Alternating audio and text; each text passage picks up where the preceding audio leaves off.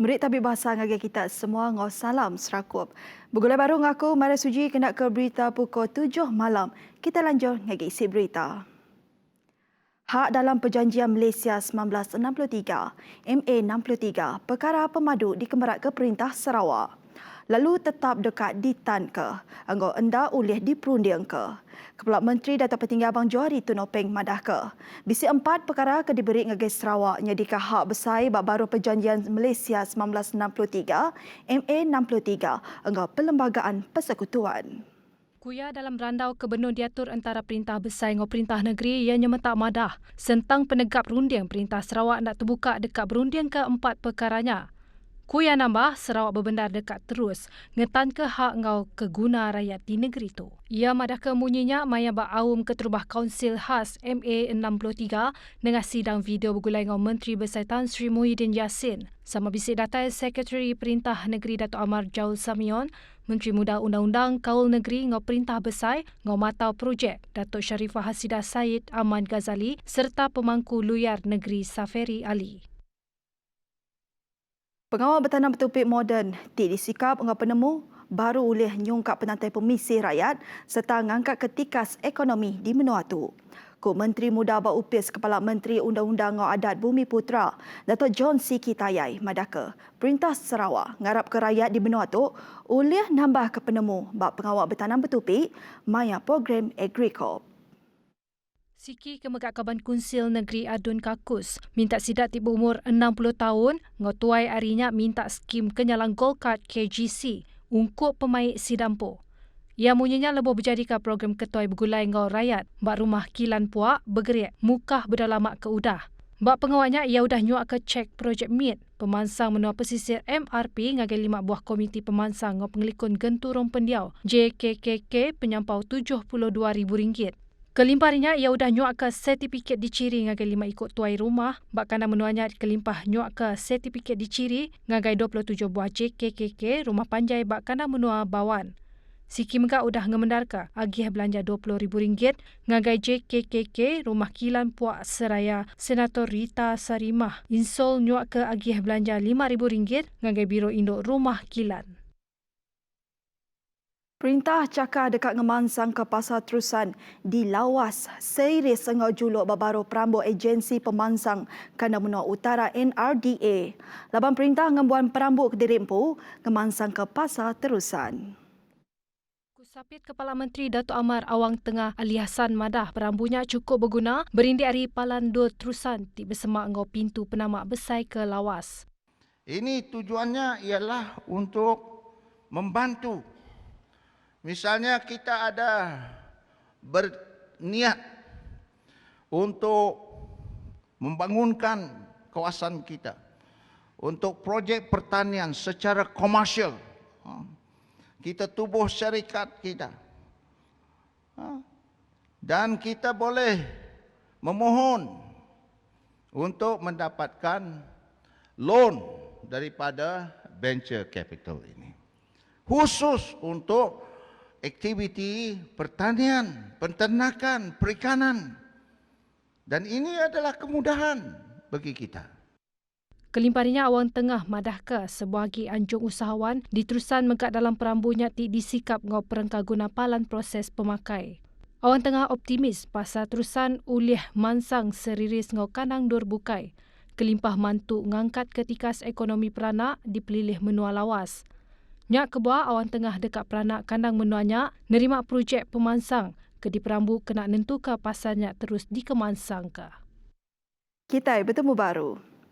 Merik pengagati kebesar ngagai anak Sarawak Alina Murang. Sika induk penakan kelabit engau Itali udah ngemegahkan nama Malaysia pengudah menang boleh anugerah gaya pemaduk manah dalam Festival Video Muzik Buenos Aires 2020.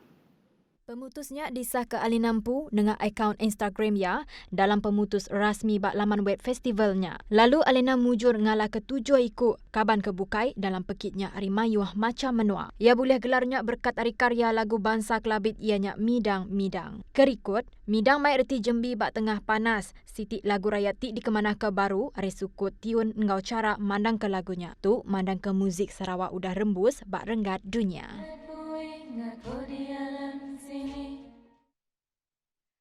Untuk berita nasional. Pengawal Nagang Penama ungkup semua rakyat Ari Menua tingembuan kes COVID-19 diperjalaikan dikenak nyaga peranak setempat. Tu nyengkau Menua tu ngembuan penyampau kes berampit COVID-19 ke manggai 150,000 kes. Nyengkau pemegai permit tamak Menua enggau sah enggau ekspiriat bulan September tu tadi. Pengawal nagangnya diterit ke ngagai Menua ti ngembuan penyampau penyakit berampit COVID-19 ti manggai 150,000 kes nyengkau pemegai permit tamak Menua sah enggau ekspiriat bulan September tu tadi. Menteri Diopis Menteri Besar Pengawal Khas Datuk Seri Muhammad Rizwan Muhammad Yusof madahkah pengawal nagang digagak berindik hari penambah kes import di Malaysia.